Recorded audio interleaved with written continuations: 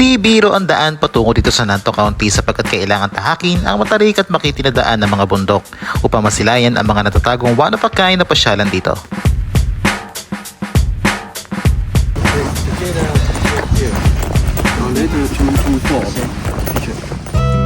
At isa na riyan, ang The Old England.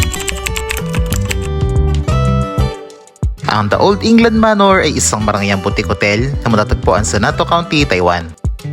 Kilala ito sa mala England na arkitektura at eleganteng disenyo na tila isang kastilyo sa Europa.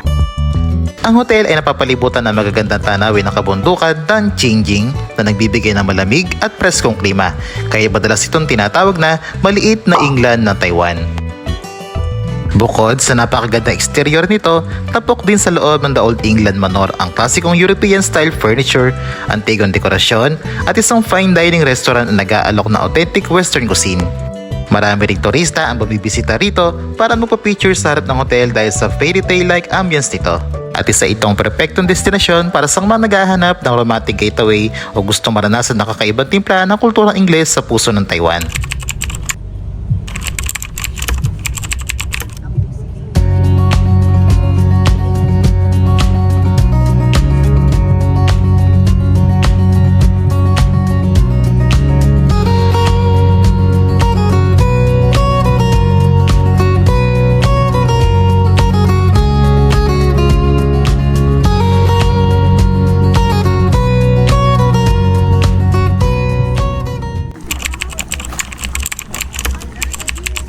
So guys, napakalamig dito. Dito tayo ngayon sa Nanto Snow Mountain. Layo, mula nito sa Taipei. Siguro 4 hours ang biyahe. Next one about Sobrang lamig. ang dami. If you're planning to add days to your bucket list going here in Taiwan, dala kayo ng gloves, ng headgear, ng bonnet, ng ear maps, tsaka ng scarf. Sobrang lamig. Go. Ang Hehuanshan o Snow Mountain ng Taiwan ay isa sa pinakamataas na bundok sa bansa na matatagpuan sa hangganan ng Nanto at Hualien County. Isa ito popular na destinasyon para sa hiking, camping at pagtanaw ng niebe tuwing taglamig. Dahil sa taas ito ng 3,416 na metro, isa ito sa ilang lugar sa Taiwan kung saan maaaring makakita ng snow, kaya dinarayo ito ng mga lokal at dayuhang turista. Mayroon ito ang iba't ibang hiking trails, kabilang ang Hehuan Main Peak, East Peak at North Peak na may magagandang tanawin ng kabundukan at ulap na mistulang dagat. Bukod sa snow season, maganda rin itong bisitahin sa ibang panahon dahil sa mga wildflower, luntiang tanawin at preskong klima.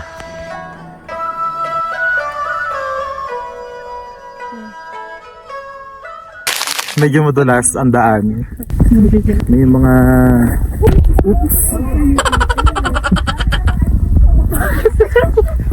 Madulas yung daan dito sa Nanto Snow Mountain. Sige. Sige, ang una. Dahan-dahan kasi baka maslide kayo. Kung gusto nyo maka-experience ng ice, i-plan nyo rin ang pagpunta dito sa Nanto. Ayun, daming yelo.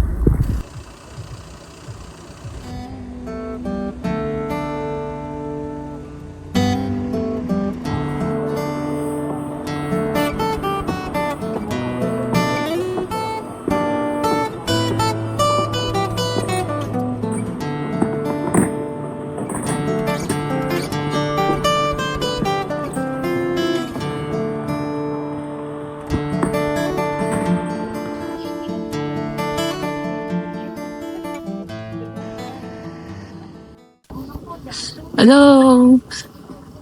Ano na to, boy? Ito. View deck. Sa, ano yun? Huashen ba yun? No. 所以牛仔们在草原上工作，通常是不会带着牧羊。 Ang Qingjing Farm ay isa rin sa mga tanyag na destinasyon dito sa Taiwan.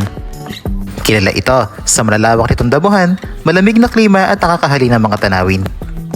Bukod sa mga tanawin, ay garantisado mag-e-enjoy din kayo sa mga tupang pag-alagala dito sa loob ng pastulan. Maaari nyo rin itong bigyan ng treats katulad ng dried grass. Ang dried grass ay maaaring bilhin sa mga personal stone farm o kaya naman bumili gamit ang bendo machine. Maaari rin manood ng mga nagtatanghal sa gitna ng entablado kung saan pinapakita nila kung paano hina-harvest ang wool ng mga tupa.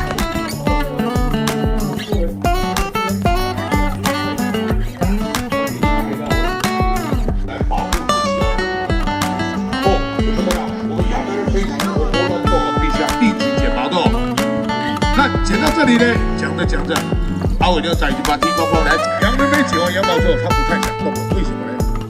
哦，他会害羞啊。哎，当他会害羞的时候，他才会短短1个多礼拜就上台表演哦，对不对？而且没有开过。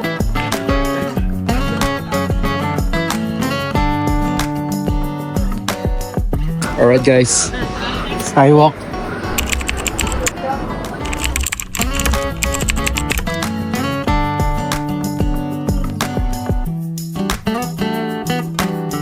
Call time natin is 12:45. 12. At sorry, 3:40. Ang call time natin ay 3:45 and it's already 3:25 na. So, tingin ko din na tayo makakalakad dito sa skywalk.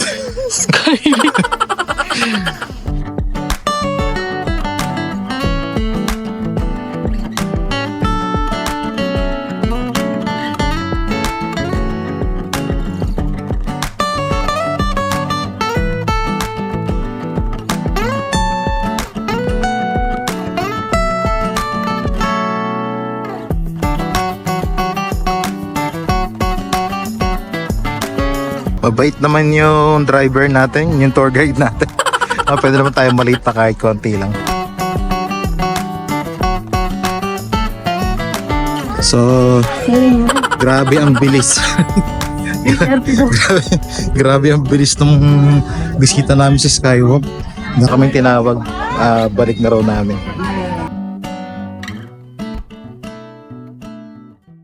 Actually guys, hindi ko alam pero parang mas malamig dito sa Kinjing Farm tsaka dyan sa Skywalk, sa place na to ng Nanto. Parang mas malamig even though may ice, may snow dun sa may Snow Mountain. Parang mas malamig dito kasi doon sa part ng Snow Mountain medyo maaraw, kaya medyo mainit siya. Pero dun sa may mismong yelo, malamig naman talaga. Pero dito kasi may hangin, kaya medyo malamig. So, nandito na tayo sa van. Tariso na tayo mamaya. Bye. Ito ang Swiss Garden. Ang Swiss Garden, nakilala rin bilang Little Switzerland ng Taiwan, ay isang kaakita-kita hardin na matatagpuan sa Kinjing Farm ng Renai Township, Nantou County, Taiwan. Ang hardin ay dinisenyo sa estilyong Europeo at nagtatampok sa iba't ibang atraksyon tulad ng Norwegian Forest Square, Alpine Twin Towers, Water Mirror Lake at isang water stage. Bukod sa mga likas at tanawin, tampok din sa Swiss Garden ang mga makukulay na bulaklak, kabilang na riyan ang bald cypress, red maple at mga artificial LED sunflowers na lumilikha ng kakaibang atmosfera tuwing gabi. Meron din dito ang fountain show kung saan maaaring masaksihan ng bawat bisita ang musical water dance. Sa paligid naman nitong hardin, may mga establishmento tulad ng Cartoon King, 7-Eleven, Moss Burger at Starbucks na nagbibigay ng comfort sa mga turista.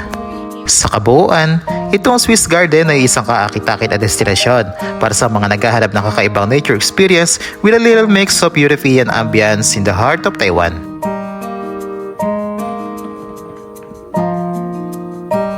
Alright guys, last spot for today's tour is Swiss Garden. Itsura niya, may 7-Eleven, may entrance fee, pero pwede namang hindi na magbayad ng entrance fee basta may bibilhin sila, magpa-purchase sila ng product doon sa loob ng Swiss Garden. Babalik na tayo ng Taipei para magpahinga. Siguro baka mag-night market ulit kami mamaya, hindi ko alam kung ano ang plan. So, kita-kita lang mamaya. Alam ko, babalik namin talaga ngayon kasi wala na kami pupuntahan. So, ayan ang mga pinuntahan namin for today's video. Bukas, North Coast. Bye. Balik na kami sa bahay.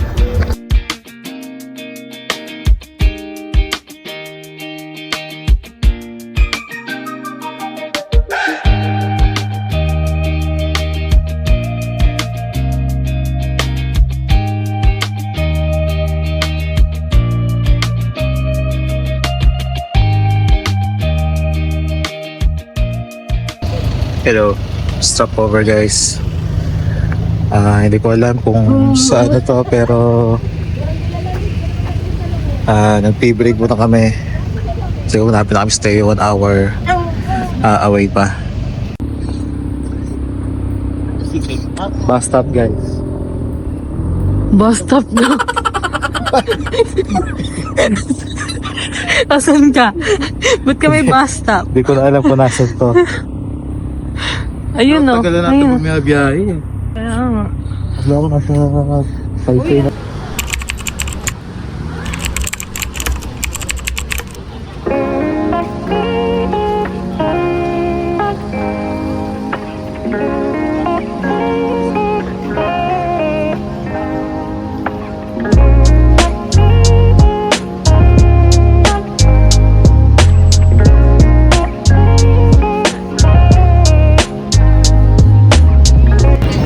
Yo, what up guys? Finally, cementing as usual, magagabi, madaming tao. So, ang iconic na Rainbow Road.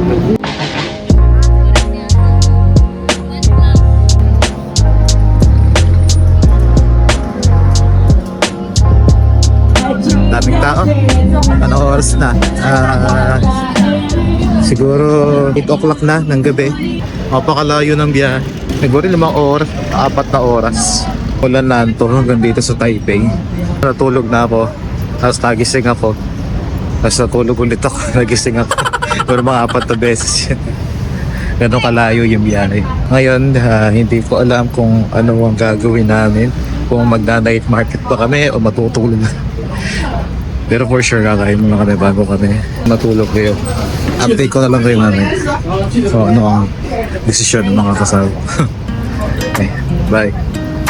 Food trip. Yan ang hindi nyo dapat palapasin kapag nandito ka sa Cementing District.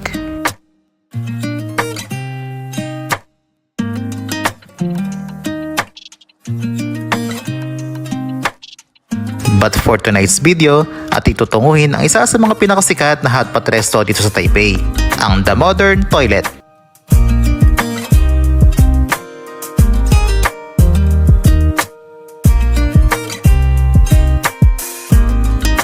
Ang Modern Toilet Hotpot sa Taipei ay isang kakaibang culinary experience kung saan pinagbuklod ang tradisyonal na hotpot at restroom theme sa isang napakabagong paraan.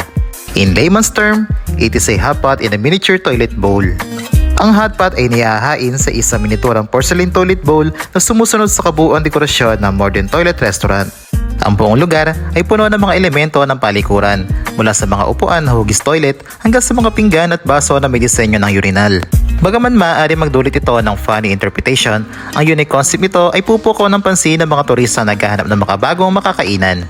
Pero wag ka, nakakatawa man ang konsepto nitong resto ay garantisadong sulit ang bawat kusing na inyong kagasusin para sa pagkain nila. Bukod sa hotpot, may iba pang mga pagkain na maaari ninyong orderin dito sapagkat marami pang ibang putahe silang ino-offer. Ito na order natin. Iba pinag. So, Thai red chicken curry. Signature Hotpot. hotpot ng modern toilet. Let's go. Order nila. Order na lang. Ayun, Ayun na. Thank you. Ayun na ba siya? She's Japanese. Sa isang bowl ng hotpot, may maliliit na hiwa ng meat of your choice, fresh seafoods, tofu, veggies, noodles, and rice balls depending on your order. May maliit na apoy ito sa ilalim upang mapanatili ang init ng sabaw. Ang kakaibang tema at presentasyon ng restaurant ito ay lubhang nakakapanabik dahil sa photo-worthy nitong ambience na siya ring isa sa mga rason upang mas maraming bisita pa ang magiliw at magbahagi ng kanilang experience sa social media. Kung kaya naman, pagdating sa pagiging innovative and originality, ang lugar na ito ay sumasalamin sa pagiging malikhain ng Taipei sa larangan ng pagkain. Pinagsasama-sama nito ang tradisyonal na putahe ng hotpot at isang temang hindi mo agad aakalain na nagdudulot ng kakaibang halong kasiyahan at palaisipan sa bawat kagat.